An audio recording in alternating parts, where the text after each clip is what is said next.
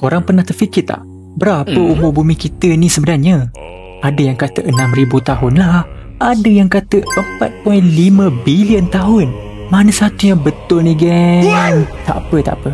Sini, geng Geo nak story. Mitos versus fakta umur sebenar bumi. Mitos pertama, bumi baru berusia 6,000 tahun. Dulu orang kira umur bumi ni ikut keturunan manusia dalam kitab lama. Tapi bila kaji dari sudut sains, umur tu macam tak logik langsung. Sebab gunung, fosil, benua semua tu makan masa berjuta tahun untuk terbentuk tau.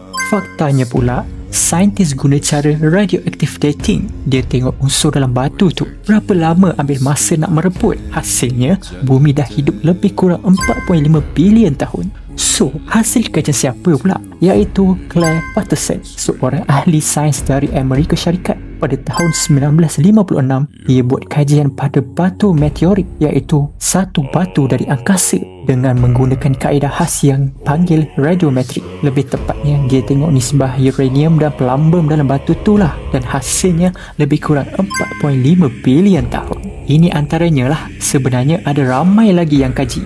Mitos kedua pula, semua batu dan fosil terbentuk serentak. Ramai ingat bumi terus wujud macam sekarang, padahal proses dia perlahan gila, geng. Benua gerak sikit-sikit, air hakis batu dan gunung naik perlahan-lahan.